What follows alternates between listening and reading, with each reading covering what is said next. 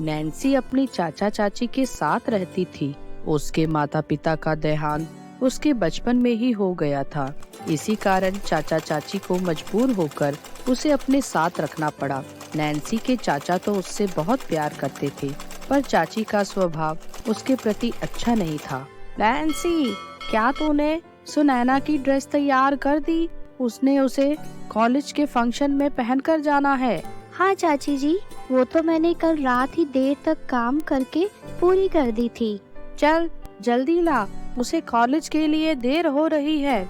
Nancy को सिलाई का बहुत शौक था। वह बहुत बड़ी फैशन डिजाइनर बनना चाहती थी, पर चाची ने कभी उसकी इस इच्छा पर ध्यान ही नहीं दिया। वो तो सिर्फ अपनी बेटियों के ही शौक पूरा किया करती थी और नैन्सी बेचारी अपनी माँ की पुरानी सिलाई मशीन से ही अपने यह शौक पूरा कर रही थी। माँ, माँ, देखो ना, इस नैन्सी की बच्ची ने क्या किया। देखो, इसने कैसी गंदी ड्रेस सिलाई की है मेरी। इसमें मैं कितनी मोटी लग रही हूँ। इसे पहनकर मैं कॉलेज गई तो सब हंसेंगे मुझ पर। क्यों री, क्या किया तूने इसकी ड्रेस के साथ? नहीं चाची जी, ड्रेस तो पूरी फिटिंग की है। सुनैना ने मुझे ऐसी ही अच्छी फिटिंग की सिलाई के लिए कहा था, तो मैंने वैसी ही बना दी। तेरा क्या मतलब है कहने का कि मेरी बेटी मोटी है? नहीं नहीं चाची जी, मैं तो सिर्फ यही कह रही थी कि ड्रेस बिल्कुल इसके नाप की है। मैंने अपने आप से ऐसा कुछ भी नहीं किया। चुप, एक तो गलती करती है, ऊपर से जुबान भी लड़ाती है। तू जलती है मेरी बेटियों से। खुद तो तू पढ़ लिख नहीं पाई और मेरी बेटियां कॉलेज जाती हैं, यही तुझसे बर्दाश्त नहीं होता। चल बेटा, मैं तुझे अपनी एक साड़ी देती हूँ, तो वही पहनकर फंक्शन में चली जाना।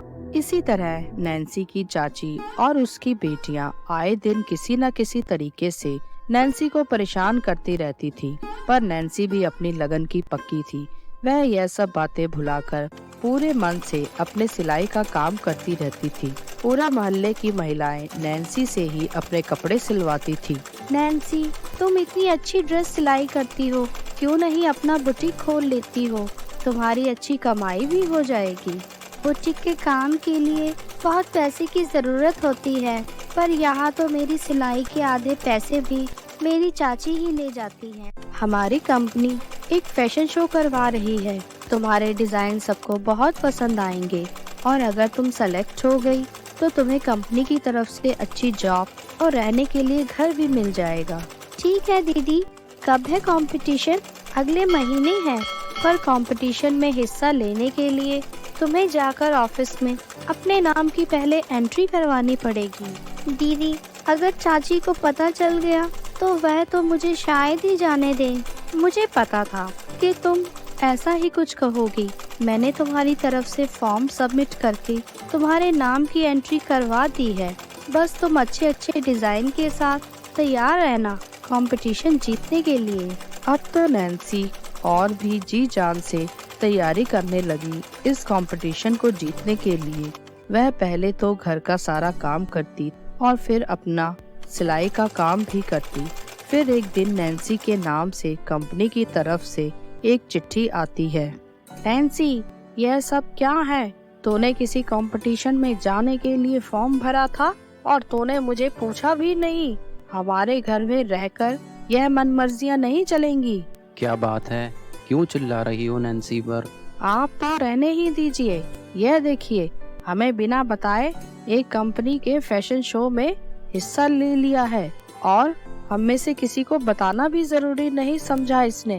तो इसमें इतना गुस्सा होने वाली बात क्या है? यह तो बड़ी खुशी की बात है। कब जाना है तुम्हें नैन्सी? 2 दिन बाद ही जाना है चाचा जी। बेटा, तुम्हें किसी चीज की जरूरत हो तो मुझे जरूर बताना।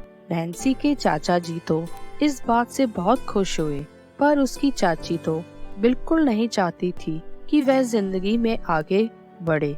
इसके लिए वह सोचने लगी कि अब नैन्सी को कैसे रोका जाए। नैन्सी को रोकने के लिए उसकी चाची ने उसकी बनाई हुई ड्रेस पूरी खराब कर दी।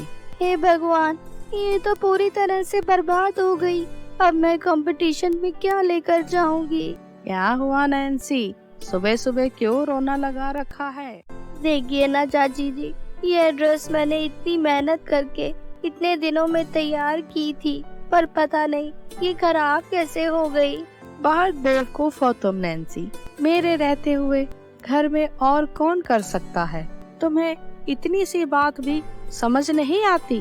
तुम कभी उस कंपटीशन के लिए नहीं जाओगी। आप उठो, चाय बनाओ, सबके उठने का टाइम हो गया है। यह सब सुनकर नैन्सी बेचारी बहुत दुखी हुई और जोर जोर से रोने लगी। हे भगवान, एक मौका मिला था मुझे अपनी परिस्थितियाँ बदलने का, वह भी मुझसे छीन गया। अब आप भी रास्ता बताएं कि मैं क्या करूं। नैन्सी, रो मत, सब ठीक हो जाएगा। अरे, ये आवाज तो मशीन से आ रही है। हाँ, मैं ही हूँ, तुम चिंता मत करो। तुम कंपटीशन में भी जरूर जाओगी और जीतोगी भी। मैं कोई साधारण मशीन नहीं हूँ, एक जादुई मशीन। तुम्हारे कहने भर से ही मैं एक नई ड्रेस बना दूंगी। मशीन के कहे अनुसार नैन्सी ने ऐसा ही किया और उस मशीन ने उसकी खराब हुई ड्रेस को फिर से एकदम नया बना दिया और नैन्सी वही ड्रेस पहनकर बिना किसी को बताए कंपटीशन के लिए चली गई। चाचा जी, देखिए, मैं कंपटीशन जीत गई और मुझे इस कंपनी में जॉब भी मिल गई है।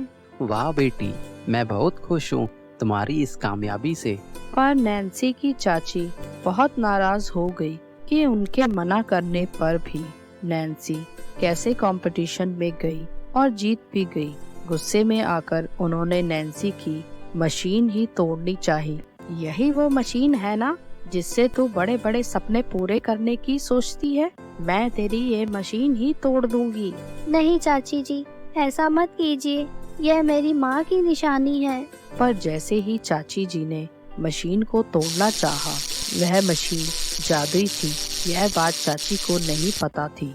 कुछ ही दिनों में नैन्सी ने अपनी जॉब पर जाना शुरू कर दिया और अब उसने चाचा चाची का घर भी छोड़ दिया था। जादुई मशीन ने नैन्सी के सारे सपने पूरे कर दिए थे।